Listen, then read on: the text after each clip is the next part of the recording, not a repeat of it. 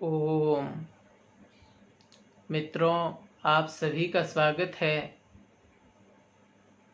यह वीडियो उन भाइयों के लिए है जो बहुत ज़्यादा टेंशन में रहते हैं या जो भाई टेंशन में आकर के आत्महत्या कर लेते हैं।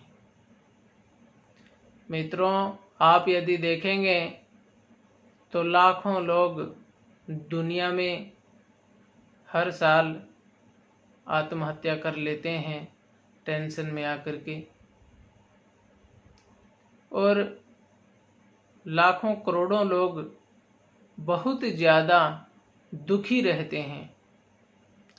वास्तव में उनका दुख उतना नहीं होता है जितना वो अपने आप को दुखी रखते हैं।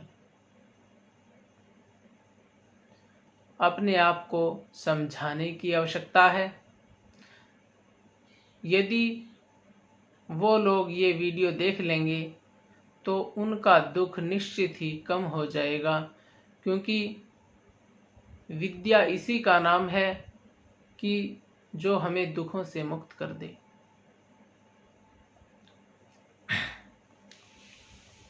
मित्रों, आप यदि देखेंगे तो जो लोग आत्महत्या करते हैं वह ये सोचकर करते हैं कि मेरा जो दुख है वह सबसे अधिक है, कि किसी के भी पास इतना दुख नहीं है जितना मेरे पास है। जितना मेरे जीवन में दुख है इतना किसी के जीवन में दुख नहीं है, इसलिए मुझे आत्महत्या कर लेनी चाहिए। उनका दिमाग इस प्रकार से काम करता है और वो सोचते हैं कि आत्महत्या करने से मेरा दुख दूर हो जाएगा, जबकि ये अनुचित है। ऐसा नहीं करना चाहिए, और क्यों नहीं करना चाहिए उसी के लिए ये वीडियो बनाई गई है। मित्रों, ऐसा इस पृथ्वी पर एक भी मनुष्य आज तक पैदा नहीं हुआ जिसके जीवन में दुख ना आए हों। सबके जीवन में कुछ ना कुछ दुख जरूर आते हैं। सुख और दुख ये ऐसे ही हैं जैसे दिन और रात।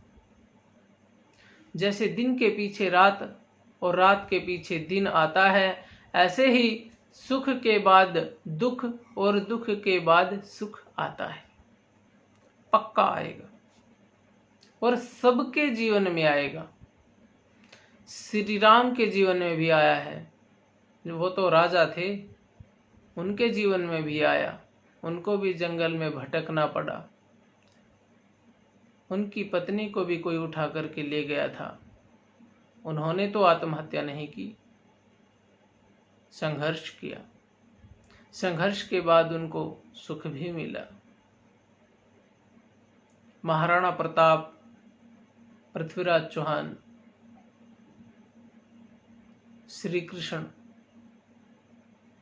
जिनको भी आप महापुरुष मानते हैं, सभी के जीवन में दुख आए हैं।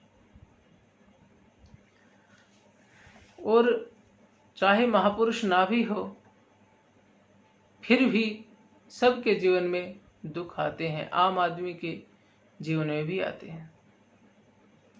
बस अंतर इतना है, जो महापुरुष होते हैं, जो विद्वान होते हैं, वो बड़े दुख को छोटा दुख समझते हैं, और जो अविद्वान होते हैं, अज्ञानी होते हैं, उनको छोटा सा दुख ही बहुत भारी लगता है। इस विषय में ऋषि दयानंद लिखते हैं कि जो लोग ईश्वर को मानते हैं, उसकी व्यवस्था को जानते हैं, ईश्वर का ध्यान करते हैं, उनके जीवन में पहाड़ जैसा दुख भी आ जाए तो वो राई के समान समझते हैं। छोटा सा समझेंगे उसको, तिनके के समान, और उनको वैसा ही अनुभव होता है। और जो आम आदमी है, जो ईश्वर की व्यवस्था को नहीं जानता, जो विद्या को नहीं जानता, जो ईश्वर की उपासना नहीं करता है, उसके जीवन में छोटा सा भी दुख आ जाए तो वो उसको पहाड़ के समान समझता है। ये फर्क है विद्वान में और अविद्वान में। ये लाभ है विद्या पढ़ने का, ये लाभ है ईश्वर की उपासना करने का, ये लाभ है ईश्वर को जानने का और उसकी व्यवस्था को जानने का। तो मित्रों,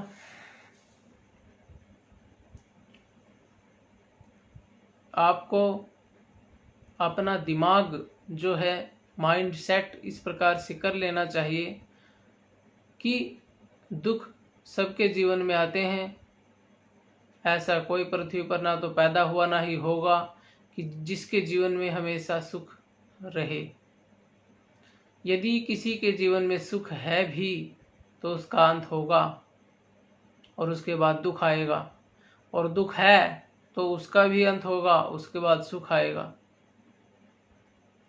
लगातार बना नहीं रहेगा लंबे समय तक।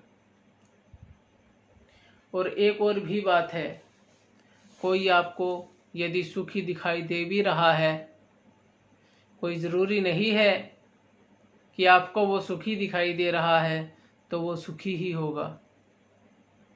हो सकता है आप किस दृष्टिकोण से उसको सुखी महसूस कर रहे हो सकता है आपका दृष्टिकोण ये हो कि अगला व्यक्ति अमीर है, उसके पास पैसे हैं, तो इसलिए वो सुखी होगा। यह आपका अनुमान सच नहीं। अमीर भी दुखी हो सकता है, अमीर को भी दुख हो सकता है। कैसे हो सकता है? अमीर यदि बीमार हो गया, रोगी हो गया, तो पैसा क्या काम आएगा उसके? पैसे का जो उपभोग है वो यही तो है कि वो पैसे से खा पी सकता है, अच्छा घूम फिर सकता है, लेकिन वो उसके शरीर में कुछ ऐसा रोग लग गया कि ना तो अच्छा खा सकता है, ना भूख लगती है, और ना ही कहीं घूम सकता है। स्वास्थ्य में दिक्कत ज़्यादा आ गई, या अन्य कोई समस्या हो सकती है उसके जीवन में।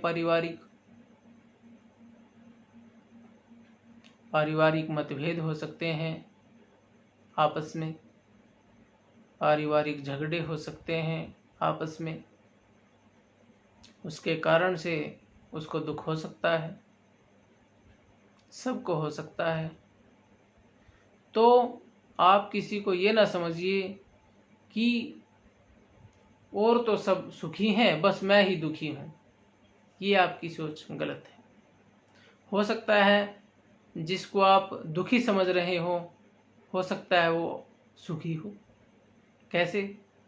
कुछ लोग जो गरीब है उसको दुखी समझ लेते हैं,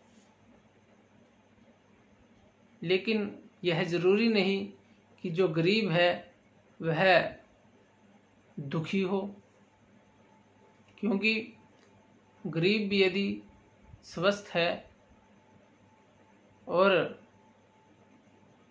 उसके जीवन में इतना पैसा तो है कि उसके परिवार का खर्चा चल जाए, उसको भी लोग आजकल गरीब ही मानते हैं। जिसके पास गाड़ी नहीं है, जिसके पास मोटरसाइकिल नहीं है, भले ही उसके पास ये अधिक संसाधन ना हो, लेकिन उसका स्वास्थ्य यदि उत्तम है, उसका जो परिवार है वह यदि हंसी से रहता है, खुशी से रहता है, तो वो बहुत सुखी हो सकता है। उसके जीवन में बहुत सुख आ सकते हैं। यदि वो धर्मात्मा है तो भी वो बहुत सुखी हो सकता है। धर्म से बड़ा सुख कोई नहीं। और अमीर व्यक्ति यदि व्यसनों में फंस गया, उससे बड़ा दुख भी उसके लिए कोई नहीं, क्योंकि वो पहले व्यसनों में फंसेगा, फिर वो व्यसनों में फंस के सारी धन दौलत उड़ा देगा और दुखी रहेगा। तो आप यदि विचार करेंगे अच्छे प्रकार से तो आपको समझ में आएगा कि सुख दुख सबके जीवन में आते रहते हैं, रात और दिन की तरह। इसमें ज़्यादा चिंता करने की बात नहीं है। और एक बात को और आप ध्यान से सुनिए, जैसे कोई व्यक्ति मीठा ही मीठा खाता रहे तो वो मीठा उसको अच्छा नहीं लगेगा कुछ समय बाद। इसी प्रकार से उसको अन्य रसों का भी सेवन करना होगा, जैसे कटु रस, जैसे तिक्त रस, इनका भी उसको सेवन करना होगा। 6 रस होते हैं ना। तो जो व्यक्ति 6 रसों का सेवन करता है उसको भोजन में सबसे ज़्यादा स्वाद आता है, और जो केवल मीठा ही मीठा खाता जाता है उसको भोजन में उतना स्वाद नहीं आएगा। इसलिए जो व्यक्ति ये सोचेगा कि मुझे लगातार सुख मिलता रहे, दुख ना आए, तो उसको उस सुख में उतना आनंद नहीं आएगा जितना आनंद उसको आएगा जिसको बीच बीच में दुख भी मिलते रहते हैं। ये मैंने भोजन का उदाहरण दिया, ये ऐसा ही है। यदि आप हर रोज़ रसगुल्ले खाओगे, मीठा खाओगे, तो आपको 10-15 दिन बाद वो मीठा ही जहर के समान लगने लगेगा। इसलिए मीठा भी खाओ, नमकीन भी खाओ, खट्टा भी खाओ, कड़वा भी खाओ, करेला होता है जैसे, गिलोय होती है जैसे। इसीलिए तो आयुर्वेद में गिलोय की जो पत्तियां होती हैं उनकी सब्जी बनाकर खाने का विधान किया गया है, ताकि हर रोज मीठा खाने से शुगर ना हो। तो इसी प्रकार से ये आप सोचेंगे, विचार करेंगे तो आपका दुख तुरंत ही कम हो जाएगा।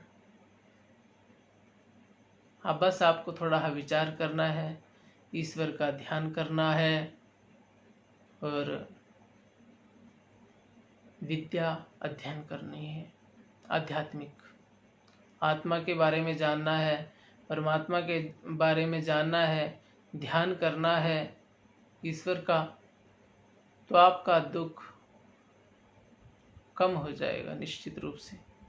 ऋषि दयानंद के जीवन में इतने दुख आए, 17 बार लोगों ने उनको विष दिया और आखिरी में ऐसा विष दिया कि सारे शरीर से फूट फूट करके वो निकलने लगा।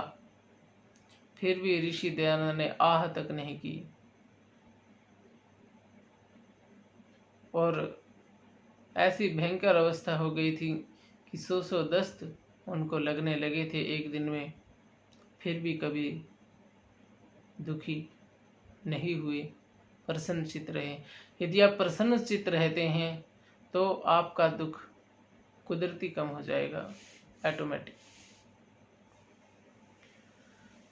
तो इसीलिए गीता में भी श्री कृष्ण ने कहा है कि आप प्रसन्नचित्त होकर के अपने कर्म करते रहिए, ये चिंता मत कीजिए कि क्या होना है, क्या होगा, दुखी हूँ या सुखी हूँ। इन बातों पर विचार ना करके अच्छे प्रकार से अपने कर्मों को करते रहें, उसी में लाभ है। ओम तत्सत।